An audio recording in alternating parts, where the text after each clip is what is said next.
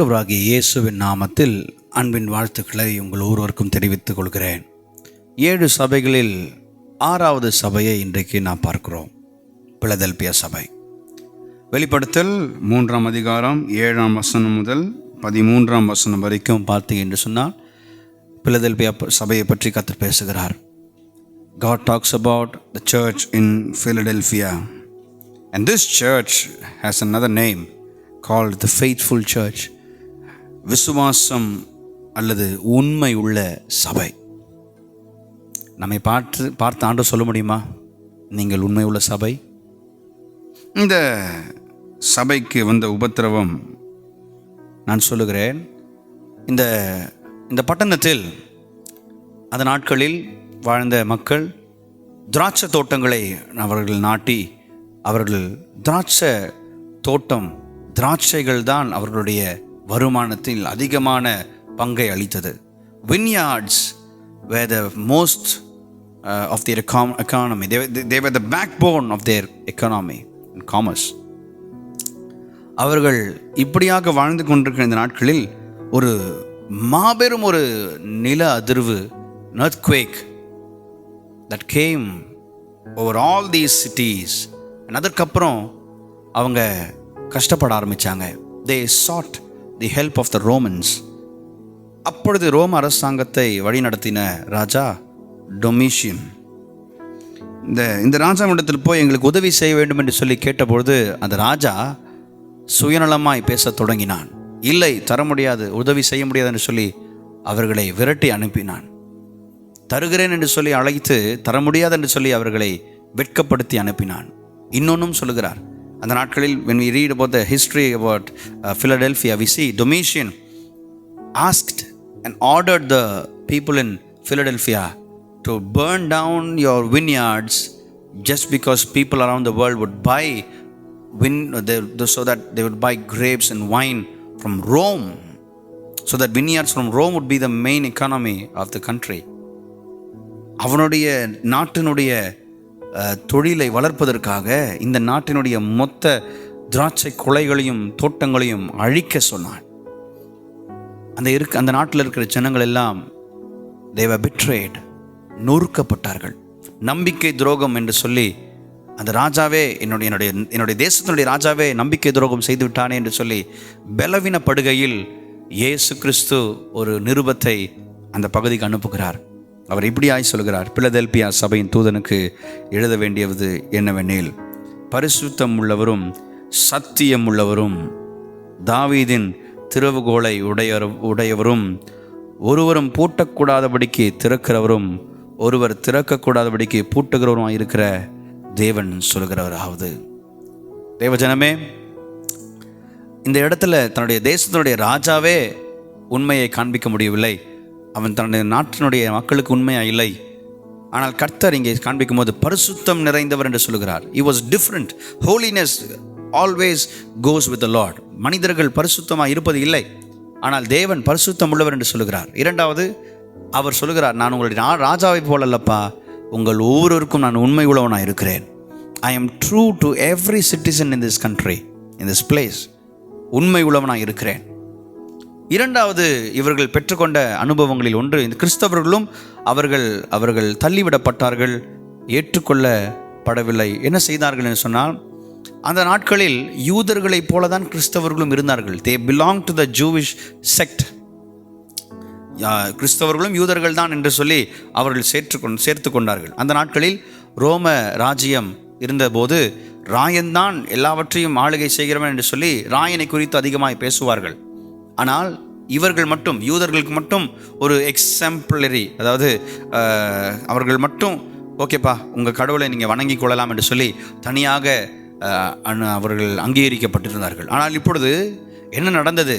கிறிஸ்தவர்கள் ஆரம்பத்தில் யூதர்கள் என்று அவர்கள் நினைக்கப்பட்டார்கள். ஆனால் எப்பொழுது கிறிஸ்தவர்கள் இயேசுனுடைய உயிர்த்தெழுதலை பற்றி பிரசங்கித்தார்களோ, இயேசுதான் உண்மையான மெசியா, அவர்தான் இரட்சகர் என்று சொல்ல ஆரம்பித்தார்களோ, எப்பொழுது இயேசு கிறிஸ்துவை அதிகமாக பிரசங்கிக்க ஆரம்பித்தார்களோ, அப்போவே யூதர்கள் கிறிஸ்தவர்களை நிராகரிக்க துவங்கிவிட்டார்கள்.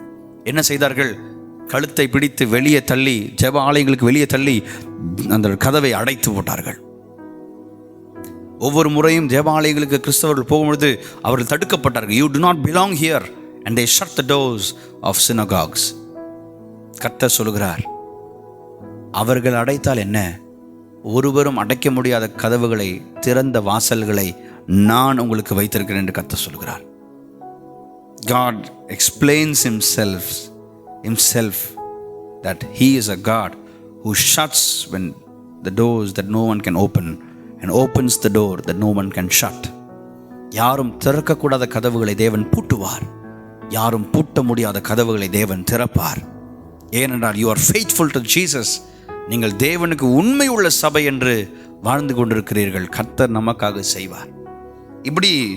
இப்படிப்பட்ட நெருக்கத்தில் வாழ்ந்த கிறிஸ்தவர்கள் ஒரு நாளும் தலை குனிந்து வாழவில்லை. They were ready to face trials and tribulations for Jesus Christ. இயேசு கிறிஸ்துவுக்காக பாடுகளை சகிக்க, உபத்திரவத்தை சகிக்க அவர்கள் ஆயத்தமாக இருந்தார்கள். They never backed down. அவர்கள் ஒரு நாளும் விட்டு செல்லவில்லை. இயேசுவுக்காக உண்மையாக இருந்தார்கள். அதனால் தான் என்னவோ தெரியவில்லை, இவர்களுக்கு உண்மை உள்ள சபை என்று ஒரு பெயர். They were the faithful church.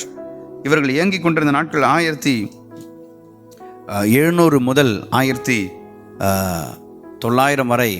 இவர்கள் கிபி 1700 to 1900 என்று சொல்லி நம்ம பார்க்கிறோம். இந்த சபைக்கு இன்னொரு பேர், நம்முடைய இந்த சபைக்கு ஒப்பிட்டு சொல்ல முடியும் என்று சொன்னால், இந்த நாட்களில் வாழ்ந்த ரிவைவல் சர்ச்சஸ் என்று சொல்லுவார்கள். எழுப்புதல் வாய்ந்த, பரிசுத்த ஆவியானவரால் எழுப்புதல் வாய்ந்த சபைகள் என்று சொல்லலாம். எழுப்புதல் புரட்சி நடந்த சபைகள் என்று சொல்லலாம். சர்ச் where revival happened என்று சொல்லலாம்.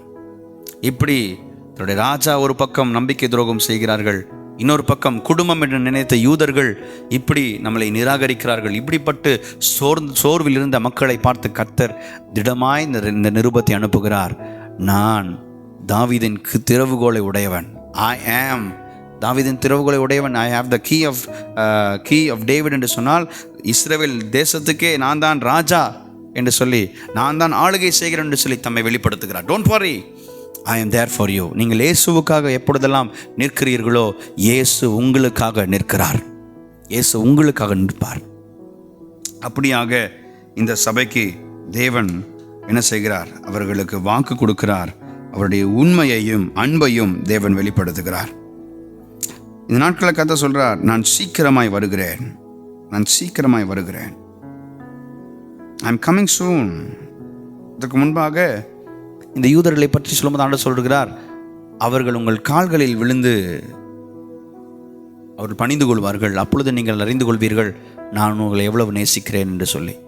இதையெல்லாம் நாம் எப்படி புரிந்து கொள்வது என்று சொன்னால், ஆதியாகமத்தில் நாம் யோசேப்பினுடைய சரித்திரத்தை பார்க்கிறோம், வாழ்க்கையை பார்க்கிறோம். தன் சொந்த சகோதரர்கள் நிராகரிக்கிறார்கள். எப்படி இந்த யூதர்கள் கிறிஸ்தவர்களை நிராகரித்தார்களோ, அதே போல the brothers of Joseph, they betrayed and they threw away Joseph, just like the Christians were thrown away from synagogues. ஆனால் கர்த்தர் அவன் என்ன செய்தார்? யோசேப்பை எல்லா கண்களுக்கு முன்பாக உயர்த்தி காண்பித்தார். The brothers came running to Joseph begging for surveillance and food. உணவுக்காகவும் வாழ்க்கைக்காகவும் அவர்கள் யோசேப்பினிடத்தில் வந்து முழங்கால் படிட்டு அவர்கள் கெஞ்சுகிறதை நாம் பார்க்கிறோம். அந்த நாட்களில் யோசேப்பு சொல்கிறார், what you meant for evil God turned it into good. நீங்கள் எதையெல்லாம் எனக்கு எதிராக செய்தீர்களோ, தீமை என்று நினைத்து செய்தீர்களோ, கர்த்தர் அதை நன்மையாக மாற்றினார். அப்படியே தான் இந்த கிறிஸ்தவர்களுக்கு தேவன் வாக்கு கொடுக்கிறார். One day the Jewish people who threw you away, shut the doors, will come begging, will come kneel down before you, they'll kneel before you, and that's how and that's when you will understand the love of God. கர்த்தருக்காக உண்மையாய் வாழும்போது கர்த்தர் நம்மை வைத்திருக்கிற அன்பை அப்பொழுது நிரூபிப்பார். கர்த்தர் சீக்கிரமாய் வருகிறார். God is returning back soon.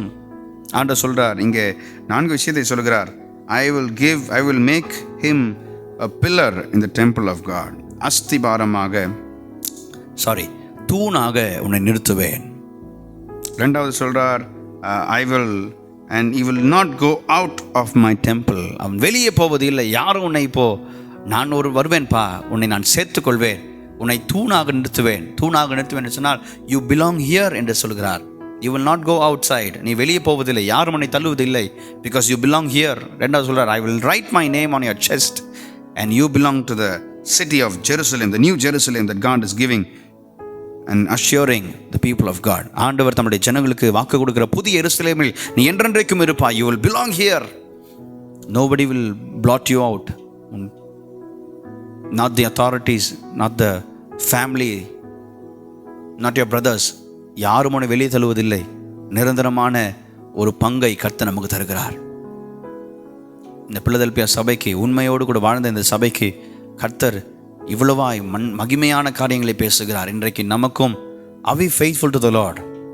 Are we true to the God, to the Lord we worship, to Jesus Christ? இயேசு கிறிஸ்துவுக்கு உண்மையாக வாழ்கிறோமா? இந்த கேள்வி நம்முடைய உள்ளத்தில் நம்மை நினைவுபடுத்த வேண்டும். Are we faithful to the Lord even when situation changes, circumstances are gone? நமக்கு ஏற்ற சூழ்நிலைகள் இல்லாமல் நமக்கு பாதகமான சூழ்நிலை வரும்போது நம்ம இயேசுவுக்கு உண்மையாக இருக்கிறோமா? ஆராய்ந்து பார்க்க வேண்டும் தேவஜனமே. பிலதெல்பியா சபைக்கு சொல்லுகிறது போல நமக்கும் தேவன் ஒரு ஆவிக்குரிய சுதந்திரத்தை அவர் வரும்பொழுது நமக்கு தருகிறார். அந்த பாக்கியத்தை அடைய கர்த்தருக்காக உண்மையாய் வாழ்வோம். கர்த்தர் நிச்சயமாய் நம்முடைய நடுவில் வெளிப்பட்டு நம்மை ஆசீர்வதிப்பாராக.